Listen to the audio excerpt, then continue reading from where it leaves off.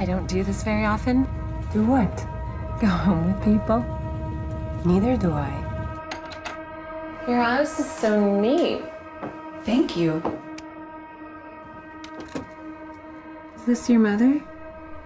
Yes. What did she do? She was a surgeon in Portugal. What kind? Eyes. We used to do dissections together. What happened to her?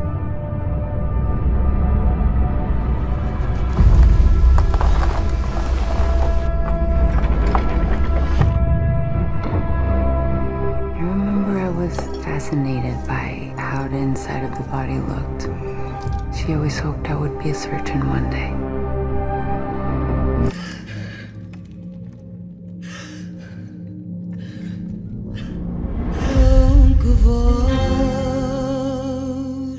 Chorarei meu triste fado, que em tão dura paixão me sepultou, que morrer não seja dor, que me deixou o tempo, que me deixou o tempo.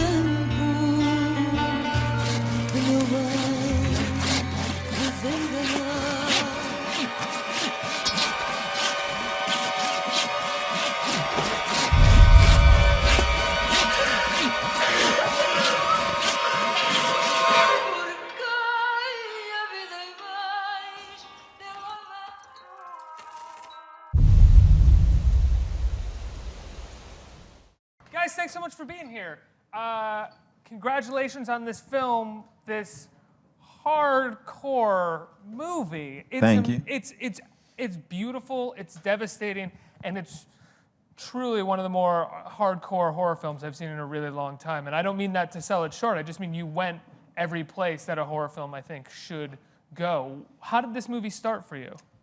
I was working with Josh on his movie James White, and he was in post, and we were working on the cut, and we were talking a lot about our families and how we were brought up and our moms, and This is biographical? well, oddly enough, it all started with I would tell Josh these stories of like, yeah, my mom's an eye surgeon, and she would, teach me how to dissect eyes on the kitchen table, but is also deeply spiritual, and there's like this weird, interesting dichotomy, and as we would talk about it, he's like, yo, this stuff's crazy. Like, and I think it started with kind of thinking about the things that I'm most afraid of and kind of weaving in sort of odder moments in my life and putting them in a different context. And soon I had kind of the idea for this movie, and one night on my kitchen table, Josh was like, give me a legal pad, and on a single piece of paper, he was like, we're gonna put this movie together. Wow. And, we kind of, Josh showed me kind of the plan of how they had done things in the past, and we set off and we made the movie. That's fascinating. I want to hear about that in just a second, because you guys have produced a number of movies at this point at Borderline. You've directed some shorts, a feature yourself, as well as helped the other founders of Borderline direct and produce movies. But I want to talk about something that you just said in regards to things that you're afraid of, your biggest fears, and putting them into the movie. When you say that, are you referring to themes in the film like isolation, loneliness, loss of family, or are we talking about more of the visual aspects of the film, which is like entrapment, mutilation, stuff like if you don't fear your eyes getting cut out, like you're a crazy person. So there's the easy things like that. But no, I think it's more, we always said it's a movie about loneliness, and I think to me the most... And family. And I think that it's, especially talking about it so much, doing James White with Josh, it's like losing my family is something that's very frightening to me and kind of weaseled its way into the movie, and that's what it became all about. It's like, what do you do when you lose everyone who meant everything to you and you're all alone, and how do you make sense of everything? The character, your lead character, who is, to put it lightly, I would say icy, maybe a cold person. I'm curious if you found her to be, or if you thought of her as sort of a sort of cold person at birth, and then these things happened to her, which sort of pushed her into one direction, or if the events that took place early on in her life are the things that also created the personality of who she was after. Because I found that fascinating, because as the events take place early on, we still sort of see a kind of calculating mind. Yeah, I think Or that... at least a non-emotional mind, sorry. You know, we definitely tried to insinuate that even before the tragedy, there's something else going on in this household that is shaping this young girl's childhood. And something that was important for the film was that I personally think that there's not any one thing that makes someone who they are. It's a amalgamation of all the things that happen to you. So it's like she was the way she was, and then this tragedy happened, and it led her down a certain path. And you know, who's to say that she wouldn't have done that without that? Or you know, and I don't know. I think that what is interesting and complex about people is that you can't put your finger on that one thing, and that's sort of what we tried to do. Now let's go back to the kitchen table and the legal pad and how we put these things together, how we put these borderline films together. At that point, were you talking to him about his ideas and helping him sort of get together what a script should be? Or was it you had a script, Nicholas, and this was about, you know, how are we going to sort of set this production up? Well, everything's different. Every situation's different. I mean, Sean, Tony, and I this is a special situation. We wanted to take care of each other first. Sean, who directed Martha, Marcy, and Marlene, and Antonio, who directed Christine, which is out now. If you haven't seen Christine, go see Eyes of My Mother, then go see Christine. And so, yes, please. Really depressing double feature. So basically, we've supported each other for about 14 years to make the movies that we wanted to make. And it's hard to find people that are like-minded that don't have any agenda, but to protect you. And we became business partners and best friends the same day. So all the stuff we make is made with love. You know, it's not, we try our best to do that. And the people around us that come to us crew-wise, it's the same idea. So we helped each other get to make movies, and the idea was to help other people who have special voices or interesting voices make something uncompromising. And for us, it always happens with this situation, happened organically, where on James White, I had to wait a couple months for an editor, and so the co-producer, who was the producer of this film, set me up with Nick, and Nick didn't want to do it, and then... So Nick was you were an editor on James White? He was basically he was watching dailies with me, and it was on the anniversary of my mother's death, you know, because the movie's about my mom dying. So he was seeing me in great form. But, you know, it was really terrifying because, you know, I just finished shooting a movie, and it was my first film as a director, and I was extremely vulnerable, and I walked in the office and met him, and we became fast friends, and he was really supportive to me during, like, a really hard time of not having control because I was waiting for an editor, and it was just so much fun to talk about films, and we just got along, and like I said, became fast friends, and then I asked him, you know, I'd like to see what he's made. And so he showed me some of his music videos, and they were great.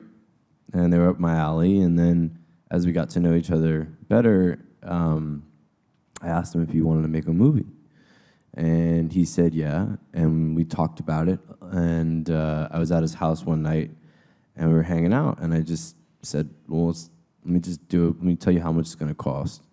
And how many locations, how many characters. Then I just did it real quick. And I think it's the same number as what I put it. Well, it's probably a little bit higher because there was no need, but we made it a little bit higher. But the point is that you start out getting to know somebody, and if you want to like hang out with them and have them in your life, and they're going to add to the conversation, and you want to support them because they'll support other people too.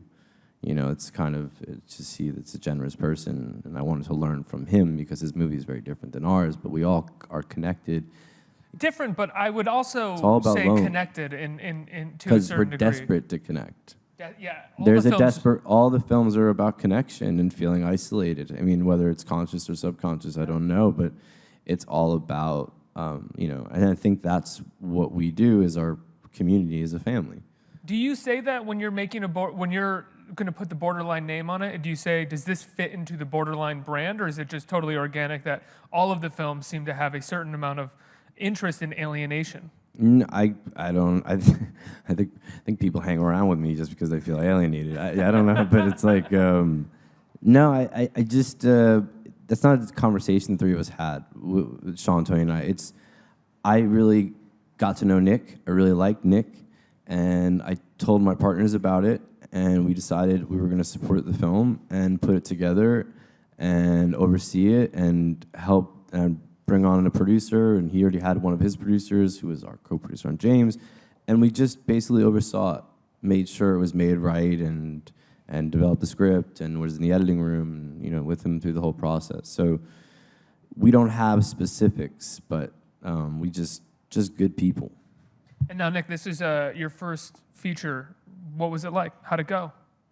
It was fun. I think that. Like, yeah, I mean, you're sort of you're in the process, right? And you were kind of like, I asked you about it, and you were kind of like, it's fun. I mean, you guys must be incredible producers. I've never talked to a first-time director. I was like, how'd it go? And they're usually like, I don't know. Did you like the movie? I mean, I think That was me. That was you, yeah. That was fun. You can swear. I think that something that Josh imparted on me very, very early, whether it was just to like make sure I knew what I was doing or just for the sake of preparation, was like making sure that everything was really, really, really well planned out. So like before shooting the movie, me and the cinematographer had shot every shot of the movie in stills and then put them in order, and I could sit with Josh and the guys and be like, so this is the movie, let's go shot by shot. Where did you do that? At the actual location? At the location, yeah, in like the weeks leading up to the shoot. And we were able to kind of look at the movie and talk about it, and but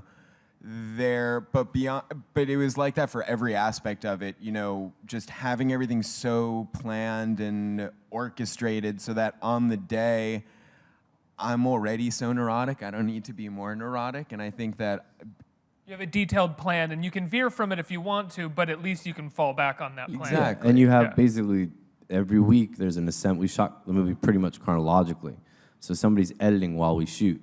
And so my partner Sean's in London, and Antonio was doing Christine at the same time. So Antonio would watch the assemblies and the dailies, and Sean would as well, and they would give notes.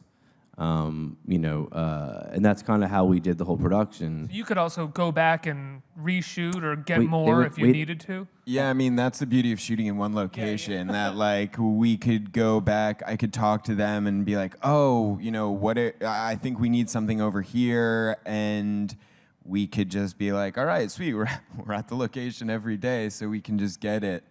But then one of the other things is that before we started this process of making the movie, there was another person that worked for us named David Fermenton, and they had never met before. And so they both wanted to make movies. So I just told them, you guys work together on each other's movies. You help each other write each other's script. And when it's good enough, you bring it to me, and then we'll talk about it. And so it's just paying it forward. And him and David became really close. David was not on set for the movie. I think for a couple days, maybe.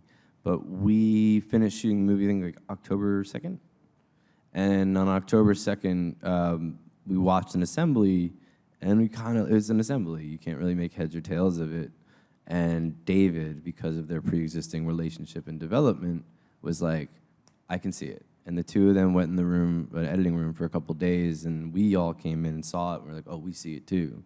And we edited the movie in 3 weeks for Sundance. How were you for your assembly? When you saw the assembly strung out together? Because I've made stuff before, and when I got the assembly, I was like, take it away. Put it in the trash, burn it. We embarrassed ourselves, and it needed somebody else to go, no, give it to me. I'll cut like 10 minutes out of it and show you what it can be. I think that I'm surprisingly optimistic. Like, I see things and I'm like, oh yeah, no, that doesn't work, but I think it'll work eventually. And you know what's great, you know, I was editing the movie myself initially, and there's an obvious lack of objectivity you have. So at a certain point, you're watching cuts, and it's like, this could be terrible or amazing, and I would have no idea. And what was great about having someone like David was he wasn't on set. He had talked to me a lot before making the movie, and so we sat down in the room, and he's like, dude, try this, and this. We talked about this, and it's like, oh yeah, okay.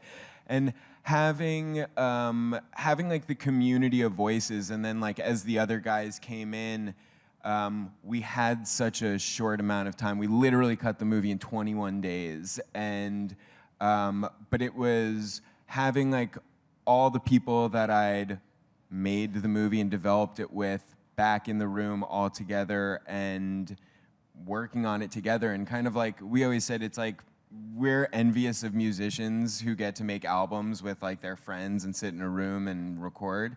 And like editing is our equivalent of like cutting an album, and we get to like be together and work on it in a less hectic space than production I hope can the whole be. process is like that. Yeah, but you know, I mean, it's low key in the edit room. Yeah, it's like yeah. Now, you said that you went on the location and you were taking photos of essentially all of your shots. You were storyboarding by taking pictures of everywhere that you would shoot. When you got on set, one of the things that I love about the film is it's so confident in its minimal amount of coverage for every scene. And I think that's beautiful, and it's a rarity that a filmmaker can do that. When you were shooting, did you find yourself shooting a lot more coverage than what's in the film, or is... Oh no. Really? I mean, I'm in awe of that, because that takes so much confidence. A lot of people are just like, confidence shoot and everything. practicality. I think that, you know, we shot the movie in 18 days, and I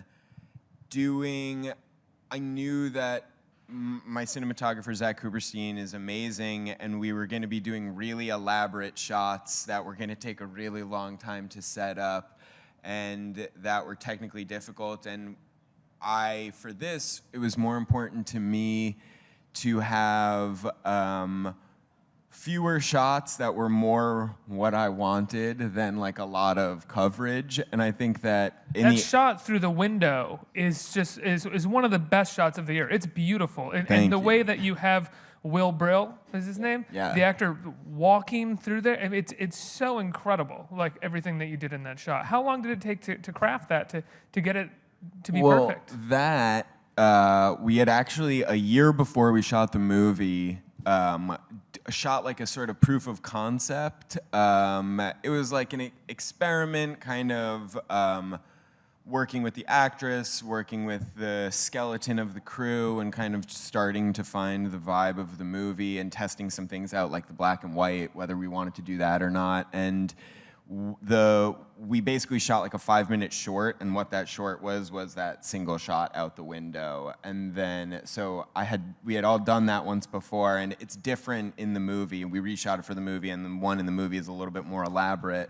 But that was something that kind of was one of those scenes from the get-go that I knew I wanted.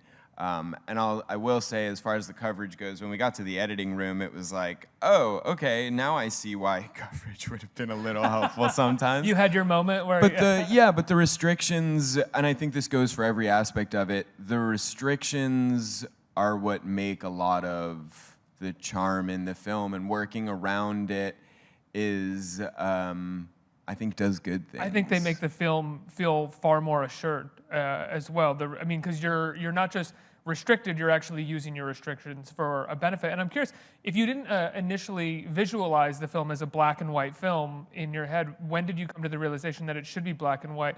Was there an element that was like, if it's not black and white, it might just be sort of like too grotesque for people to take?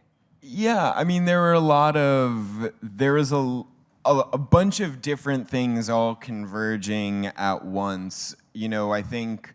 I had moments when I was watching the movie where I was like, I'm glad this is black and white right now, because I don't want to see that in color. I think that aspect of it was just a helpful byproduct that I think initially when the script probably reads much gorier than the movie is, because the movie doesn't really actually have anything on screen.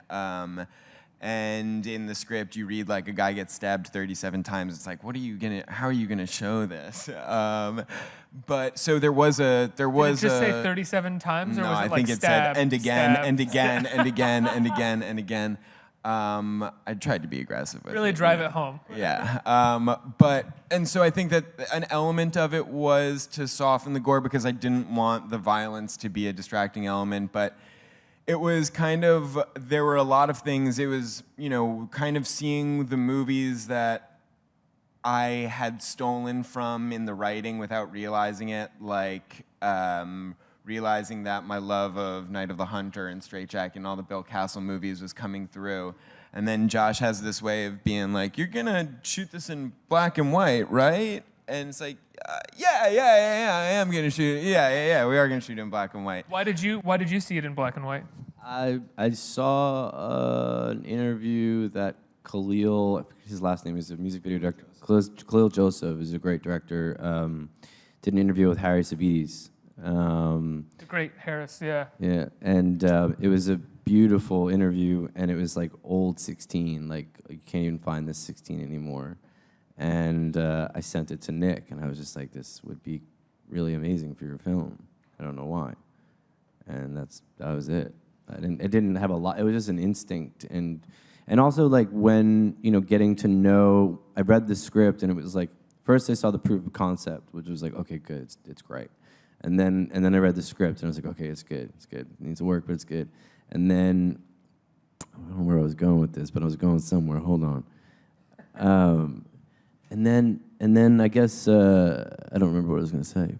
And you saw the Harris Savides documentary. I saw and then I sent that to him, but I don't remember what I was going to say. I mean, I think it also, what we realized very quickly was like, I didn't want people to take this as a kind of traditional horror movie, and there are things that it's a girl killing people in a farmhouse, and I didn't want you to immediately go, oh, Texas Chainsaw Massacre, or like associate it with those sort of things. And the black and white, I think, puts the audience in an atmosphere immediately, and like what we responded to in that interview too was like, there was a quality to the black and white that was different than traditional black and white that created this mood that felt naturalistic and unsettling and would allow us to do more stylized things while not feeling as heavy-handed. But you didn't shoot in 16, right? You did like we shot digital, yeah. Digital, and then were you trying to recreate the look of that 16 in the digital black and white, or did you find like a new? It was kind of something about that you liked or preferred for this film. Yeah, it was about finding a new look that took inspiration from the stuff that we liked, but using modern technology to not try to imitate that, just kind of use similar characteristics of it and find our own unique sort of vibe.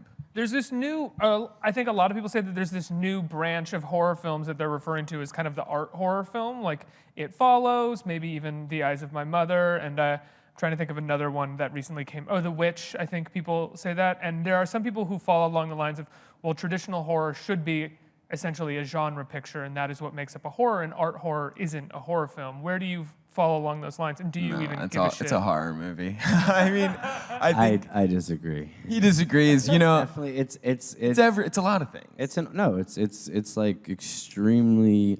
I mean, I wouldn't be working with you if I didn't think you were a genius. It's extremely well crafted.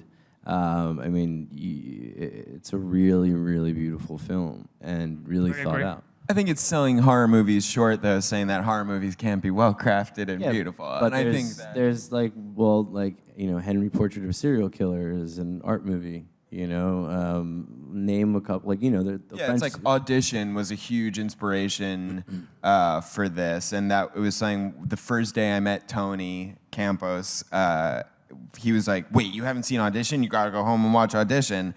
And that's like, hell of a movie to tell someone upon like first meeting. It's like, oh yeah, I know you watch this movie. But that's not horror. That's just like insane. Yeah, but I think that horror is expanding now, which is awesome, and I think that we're bringing in people who think that horror is a very small thing. Horror is a lot more than Friday the 13th and Nightmare on Elm Street, and I think that Those movies have their place too. Totally, and I think the beauty of horror is that there is such a wide spectrum of stuff, and there always has been. The fact that a William Castle movie and a Cronenberg movie exist in the same genre is a wonderful thing. I think that the director who did that Western this year, and The House of the Devil, right? Ty West. He had some quote this year that was like, horror movies are wonderful because they can encompass any genre that you want them to encompass. They have everything in them. There's romance, there's violence, there's comedy. Any genre you want, you can kind of throw into a horror movie, which is what's fun. Let's open up to the audience for questions. Who of you have questions out Hi, right how here? are you? Good, you? Good. I was wondering if you could talk a little bit more about the casting process. Where'd you find Will Brill? Will Brill, I've known since I was in high school. Will Brill is the killer in the film, and he was a friend of mine. A lot of the cast are friends of mine and people I'd worked with before. And actually, Will, totally independently, had also worked with Josh, and he was like, "Oh, I love Will Brill." Did an Ann Taylor commercial with him. But yeah, it was a lot of people that I'd worked with, and Kika, who plays Francisca in the film, I had done a music video with her and saw just a really interesting quality to her. Her father in the movie, Paul Nazak, is an actor who I've worked with more than anyone. He's in all my stuff. And Is that him throughout most of the movie, or did you get is that him performing Dead? The death? Yeah, that's him. And that's not you didn't get a dummy VFX. or That's anything? him with his eyes open, not blinking, not breathing. The dude's Poor actor. amazing. He's He's amazing amazing. guy. There were Yeah. moments where I was watching the scenes and I was kind of like, I hope that's a dummy, because this poor guy just full days just going. In the bathtub, underwater, dude's a trooper. And then the rest of the movie was cast by... And then we had a couple roles that were cast by Stephanie Holbrook. Holbrook. I'm a little fried. Doug Abel. And Stephanie was amazing, and she's someone who and a lot of the people who kind of borderline hooked us up with are people who, Stephanie is someone who's done M. Night Shyamalan movies and huge movies, and also does movies like ours and finds the charm, and they've cultivated this network of people who don't care about the size of the film as long as the project is good, and we had our colorist and a lot of the people in post and so many. There was a shorthand that was already been established in all facets, but we usually work with Susan Shopmaker, who's cast every movie we've ever done. We worked for her when we were 19 till we You were... worked for her? Yeah, Sean and That's Tony amazing. and I worked in casting even after Martha came out to pay our bills. Wow. Yeah, so we've made new relationships, but Susan Shopmaker's family, and I just have to say that because she's like my mom and she's the best. Next question.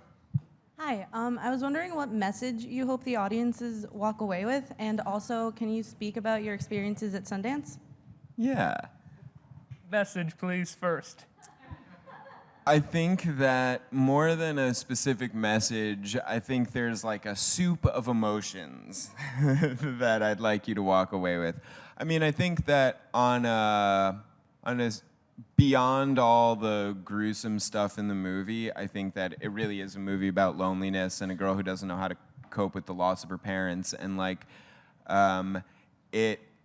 we joke about it that it's a family movie, but it is a family movie, and it's as extreme as it is, it goes through a lot of just stranger takes on familiar relationships, and I think that that's something that's important. And yeah, the movie does it really extremely, but at the heart of each of those relationships is something very real and grounded. So it's a dark, fatal Christmas tale. Yeah, a dark Christmas movie. Comes out tonight, so please go see it Yes, go see it. with It's your loved crazy. ones.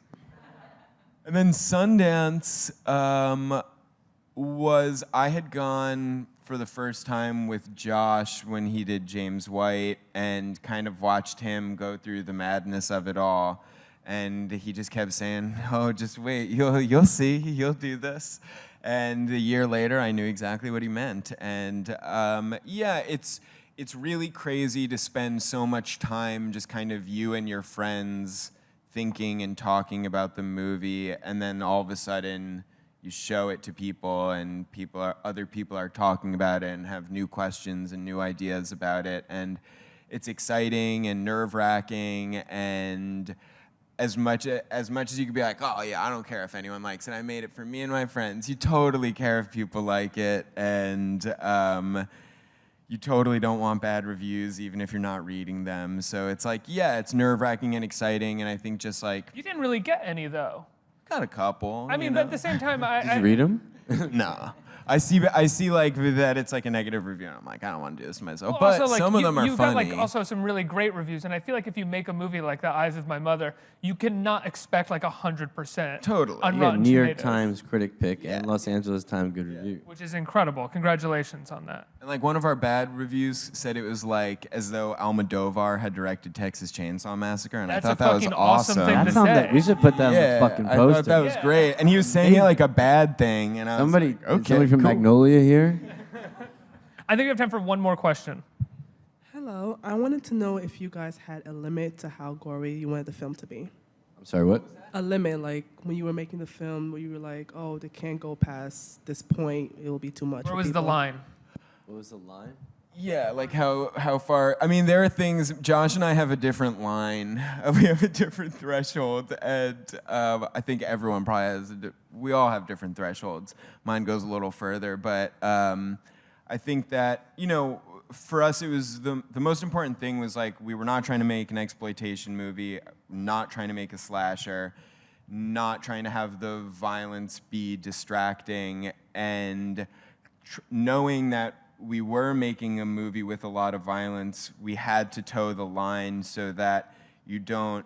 The worst thing you could do is make a thoughtful movie and have people walk out of it and be like, "Oh, that was too bloody." So it was important for how we shot it, how we handled it, what the tone of the violence was, the performances surrounding it, and it was like a delicate balancing act to make sure that we weren't being exploitative. Yeah, I mean, I think the line is dancing the line of cliche of making it human.